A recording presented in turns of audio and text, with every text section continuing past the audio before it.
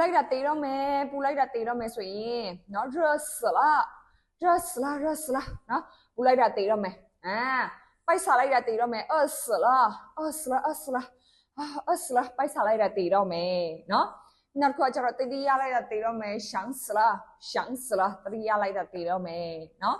ငါရမ်းပင်ပန်းလို့တေးတော့မယ်နော်ငါပင်ပန်းလို့တေးတော့မယ်ခဏလေးအနားယူချင်တယ်နော်我累死了想休息一下我累死了想休息一下နော်我ကျွန်တော်က累死了ပင်ပန်းလိုက်တာတေးတော့မယ်နော်想休息一下ခဏအနားယူချင်တယ်နော်နောက်တစ်ခါကျတော့ဒီရက်ပိုင်းမှာကျွန်တော်အလုပ်ရှုပ်တာတေးတော့မယ်这几天我忙死了这几天我忙死了这几天ဒီရက်ပိုင်းမှာဆိုရင်我忙死了ကျွန်တော်ကအလုပ်ရှုပ်တာတေးတော့မယ်နော်ဟိုခွေးကလေးကချစ်စရာကောင်းလို့တေးတော့မယ်နော်那只狗可爱死了那只狗可爱死了那只狗ဟိုခွေးလေးက可爱死了ချစ်စရာကောင်းလို့တေးတော့မယ်နော်သူကပျော်လို့တေးတော့မယ်နော်တဏီကုံရီးနေတာတောက်လျှောက်ရီးနေတာနော်他高兴死了一直在笑他高兴死了一直在笑နော်ဟုတ်ကဲ့ပါဒါဆိုမိတ်ဆွေတို့ကကြတော့ဒီလိုမျိုးစကားပြောလေးတွေကိုနော်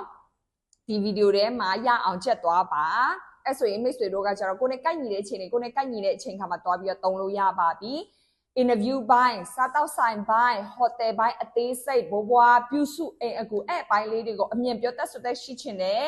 အမြင်စကားပြောလေးတွေကိုလေ့ကျင့်ချင်တယ်ဆိုရင်တော့လောက်ရှိုးတို့ရဲ့လဲတန်းအပြင်တင်တန်းဖြစ်ဖြစ်တာမွေအပြင်တင်တန်းဖြစ်ဖြစ်လာပြီးတော့အသေးစိတ်မင်းမြတ်စုံစမ်းလို့ရပါတယ်တင် जा မှုပုံစံလေးတွေကိုလာပြီးတော့ကြည့်လို့ရပါတယ်ကိုနဲ့ကိုက်ညီတယ်ကိုနဲ့အဆက်တယ်ကိုနဲ့တင့်တော်တယ်ကိုစိတ်တိုင်းကြတယ်ဆိုရင်တော့အမြင်ဆုံးလာအပ်ပြီးတော့လေ့ကျင့်သွားလို့ရပါတယ်အားလုံးကျေးဇူးတင်ပါတယ်ရှိတယ်ဒါကြတိချက်ကြိုလေးပါ